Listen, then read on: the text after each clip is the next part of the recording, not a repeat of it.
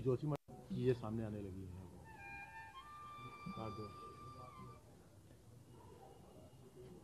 बहुत से लोग उत्तराखंड में आंदोलन करते रहे, कुछ आंदोलनों में हम भी सम्मिलित रहे थे, गंगा जी को लेकर के, गंगा जी की अविरलता, निर्मलता, पवित्रता।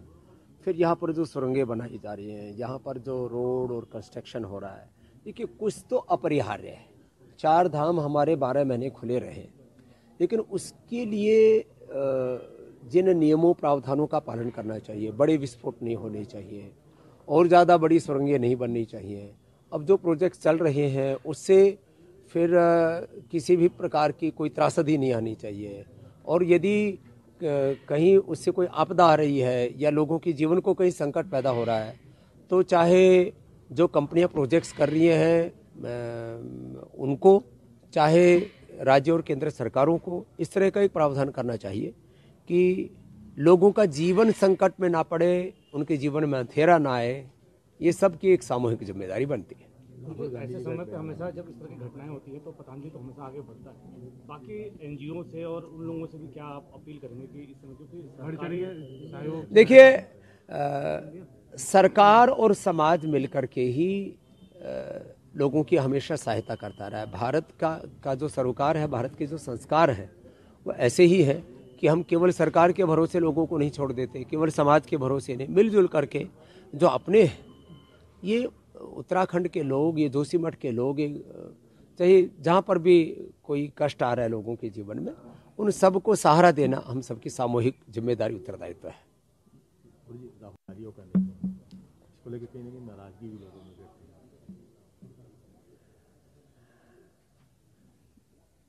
दरअसल ये पूरे राजनीतिक हथकंडे हैं। भारत तपस्वियों का भी देश है, भारत पुजारियों का भी देश है, भारत ब्राह्मणों का, सवर्णों का, अगड़ों का, पिछड़ों का, सबका देश है। इसमें ये जो पॉलिटिकली पोलराइजेशन किया जाता है ना, कि हम गरीबों के हमदर्दी हैं, हम तपस्वी हैं, दूसरे लोग जो है वो ऐशो आराम में, विलासिता में जी रहे हैं, इस तरह की बयानबाजी से मुझे लगता है जितने लोग सजग रहेंगे, राहुल जी इतनी मेहनत कर रहे हैं तो ऐसे बयानों से उनकी छवि धूमिल होती है, तो उनको कि जो भी सलाहकार उनको सलाह, समाज में किसी भी प्रकार की भेदभाव, ऊंच नीच की दीवारें खड़ी हो, और हमने तो सारी दीवारों को ढाने का काम किया है, जातियों के नाम पर, मजहबों के नाम पर, भाषाओं के नाम पर। भारत ने तो एकत्व, सहअस्तित्व और सामंजस्य के उद्घोष किए हैं, वननेस, कोएग्जिस्टेंस एंड हार्मनी। ये हमारी सनातन संस्कृति के आधारभूत तत्व रहे हैं।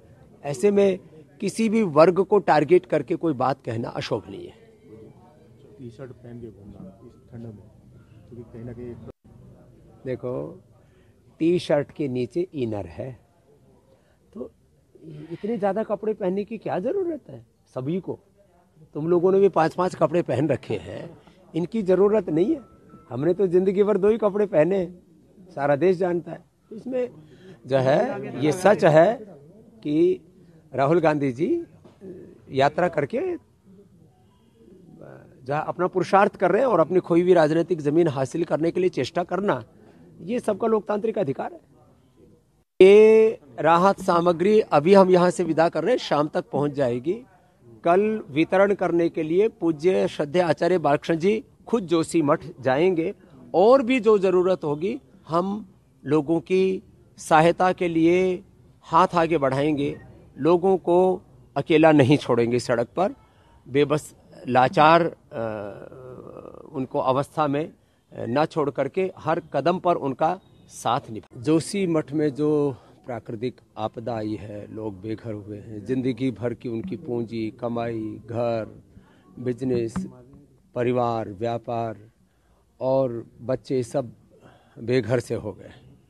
और ऐसे में मानवीय तौर पर, और क्योंकि पतंजलि योगपीठ उत्तराखंड की एक बहुत ही संवेदनशील संस्था है और हमने लगभग 30 वर्षों से यह अपनी सेवा साधना की है, तो आज यहाँ से हम 2000 कंबल और एक व्यक्ति की जीवन के लिए उसके नित्य निर्वहन के लिए जो नितांत आवश्यक सामग्री है, खाने पीने से लेकर के साबुन, शैम्पू, टूथपेस्ट आदि, उन सब को हम भेज रहे हैं, जिससे कि लोगों को रोज़मर्रा की ज़िंदगी जीने की जो तकलीफ़ें हैं उनको हम बांट सकें, उनको कम कर सकें।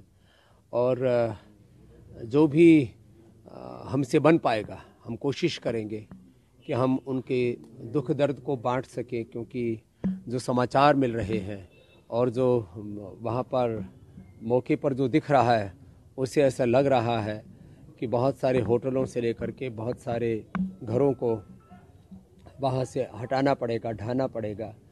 और ऐसे में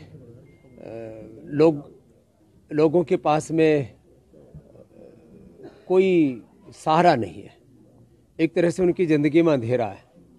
कितने लोगों को हमने तड़पते बिलखते देखा है कि उनका ज़िंदगी भर का की कमाई का, पुरुषार्थ का, मेहनत का बनाया हुआ आशियाना उनसे छिन गया। और इससे भी बड़ी बात है कि आगे उनकी ज़िंदगी के निर्वहन का क्या होगा, उनके बच्चे कहाँ पलेंगे। तो इस पर एक बृहद कार्य योजना बननी चाहिए कि लोग सड़क पर ना आ जाएं। सरकार को भी इसमें सहयोग करना चाहिए और गैर सरकारी संस्थाओं को, ट्रस्टों को, आश्रमों को भी मदद करनी चाहिए, लोगों का हाथ बटाना चाहिए। क्योंकि जिस तरह से वहाँ पर होटल्स को, छोटे छोटे रेस्टोरेंट्स को, लोगों के घरों को तोड़ा जा रहा है, तो वहाँ पर कितने साइज के, कितने जो है मजबूत, किस तरह के इंफ्रास्ट्रक्चर को वहाँ क्रिएट किया जाए, किस तरह से वहाँ सीवरेज की व्यवस्था की जाए। और लोगों को यदि वहाँ नहीं बसने देना है, इस तरह से बोला जा रहा है कि वहाँ पर ज़मीन वहाँ से कठोर नहीं है, पठार नहीं है, बहुत रेतीली ज़मीन है, यदि वहाँ से उनको विस्थापित करना है तो दूसरी उनको जगह दी जाए और इतना तो कम से कम मुआवजा उनको दिया जाए कि वो अपने रहने के लिए एक छोटा सा घर बना सके। गुरुजी, प्रधानमंत्री घोषणा हुई है, लेकिन किराए के तौर पर 4000 जैसे बातें सामने हैं। गुरुजी, क्या लगता है कि जो लोग जिनका काम धंधा भी प्रभावित हो जाए, और क्या इतना सफिशिएंट है उन लोगों को सर्वाइव करने के लिए? देश के देवतुल्य प्रधानमंत्री श्री नरेंद्र मोदी जी का उत्तराखंड के प्रति पहले बहुत लगाव है और यह हमारे हरिद्वार से लेकर के 4 धाम जिस धरा पर हैं, जो गंगा जी, यमुना जी की पवित्र उद्गम स्थली है, और आदि शंकराचार्य जी ने सबसे पहला मठ, ज्योतिष मठ वहाँ पर बनाया। और उस ज्योतिष पीठ की बहुत पुण्य धरा, एक महातीर्थ है। और वहाँ पर जो लोग रह रहे हैं उनकी एक तो रोजी रोटी से लेकर के उनकी आजीविका, और उन लोगों को ऐसा नहीं लगना चाहिए कि आपदा की घड़ी में उनको अकेला छोड़ दिया गया। तो उसमें उनके, मैंने कहा ना कि घरों से लेकर के उनकी आजीविका से लेकर के उसके बारे में सरकार को ज़रूर सोचना ही चाहिए और ज़रूर सोचेगी, क्योंकि हमारे धामी जी से लेकर के श्रद्धेय मोदी जी दोनों ही बहुत संवेदनशील हैं इस मुद्दे को लेकर के। और जो लोग अनावश्यक रूप से राजनीतिक बयानबाजी कर रहे हैं उनको भी बचना चाहिए। देखो, जोशीमठ के लोगों के लिए क्या करना है, इसके लिए मोदी जी ने खुद उसके ऊपर निरंतर नज़र रखी हुई है, उस पर खुद वो पहल कर रहे हैं।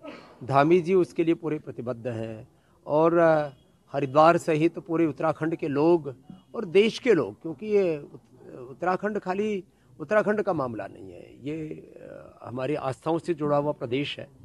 और एक हमारे बहुत बड़े महापुरुष, एक तरह से उनको अवतारी पुरुष मानते हैं, आदि शंकराचार्य जी की वो तपस्थली है। तो इसको लेकर के जो भी सरकार निर्णय करेगी, मैं तो आश्वस्त हूँ कि वो सही दिशा में ही होगा।